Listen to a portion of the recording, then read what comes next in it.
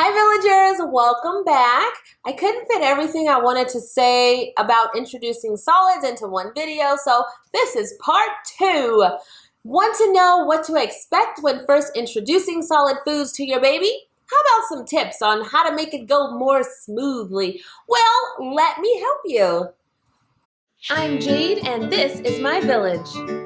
Spoon feeding your baby those first bites of cereal will be messy, but the point is to get them used to getting food from somewhere other than a nipple. If they refuse and are turning away, then just wait and try again later, maybe in a week or so. Your goal is to get that little angel to find joy in the plain green beans. Once she's tried and loved different varieties of foods, then you can start to mix up those familiar favorites. Take your time. Baby is in no rush to eat that spoonful, so feed them with patience and just let them practice. And don't try feeding them in your lap unless you like giant messes. Get them a seat, of course, and let them sit in it for fun first, just to get used to it before that special feeding day comes. And while we're talking about supplies, make sure you have a few soft spoons next to you. My babies always want to hold one, and sometimes they end up on the floor too. Be sure to put the bib on them before the messy eating starts. And if you're adventurous, you can even let baby play a bit with the food first, get familiar with the smell and the texture. Expect a mess, just be okay with it. Especially when they start trying to feed themselves. It gets really messy. Now, you know I'm all about routines. Getting them to do things is just so much easier that way when there's a routine. We want her to be focused on her meal. So tell her it's time to eat, then turn off the TV, turn down the music, wash their hands, give them a squeeze, whatever you like to incorporate into their routine. If they are mindful of what they're doing, then they'll be able to stop eating once they feel full and not go past that.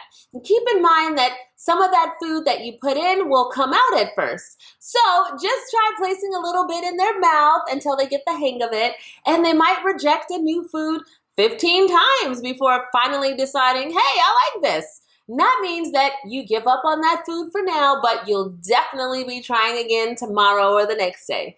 Sometimes they have to acquire that taste. To help them along that path, you can take advantage of their need to copy you. Just pretend to eat a spoonful of their food and love it.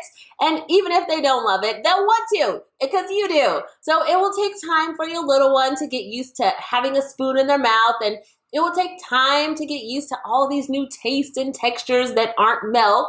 So they might make some crazy faces. Just laugh and be patient. You might be wondering about the reason the doctor recommends waiting that 3 or 4 days before trying a new food too, and it's because they want to be able to spot any allergies. And if you try 2 new foods at the same time, then you won't know which one caused the hives or diarrhea.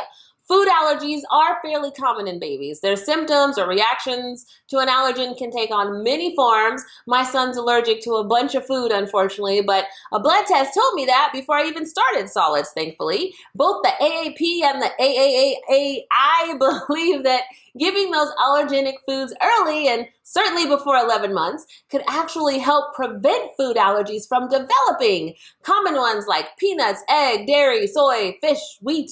However, if your baby has eczema or has been diagnosed with a food allergy already, then you'll want to talk to your doctor about that first, obviously. It's good to talk to doctors about anything, really. By the way, if you're using jars of food, then you might consider putting some into a bowl to feed them, because if you dip his feeding spoon into the jar, then there's bacteria in there and you have to throw the whole jar out instead of just saving the other half for later. Some days they might eat a lot, other days not so much. So how do we know when they're full? Well, she'll turn her head away from the food, lean back in the chair, just like grown-ups do when we're full, or maybe she's just playing with the spoon now. If she won't open her mouth, then she's either still swallowing or done with this meal. Let your baby try all types of different foods too, not just the ones that you think are yummy. You want him to eat a rainbow of different foods from all the food groups. This will help you in his toddler years too, trust me. Now, which foods should you not give? Honey, I know it can be so delicious, but it can do serious harm to your baby. So wait until after their first birthday. While you can cook and bake with cow's milk, you want to avoid giving it as a beverage until after 1 year old. old as well, and stay away from foods that they can't chew or swallow properly. We don't want them choking on things like raisins, popcorn, nuts, other hard foods like raw carrots, bell peppers.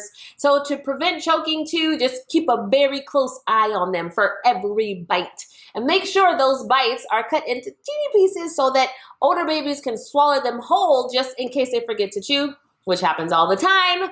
And you can move up to bigger pieces of food as they get used to chewing the smaller ones. Often they'll try to put too many pieces in their mouth at once, right? So you might need to give them only a few chunks on their table at a time. And remember that we're sitting down during this whole eating thing, not crawling or cruising around with food in our mouths. So something they're bound to notice eventually is the poop. So we love to talk about poop, don't we? Baby's diet is changing, so it's logical poop would change too. In the beginning, they could be a bit constipated. Let your doctor know if she's pooping less often or if the poop is dry and hard to get out.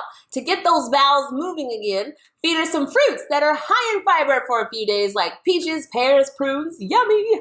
Aside from the risk of being constipated, their poop could also be different colors, have different smells. You might even find whole chunks of food in there, but that's all normal.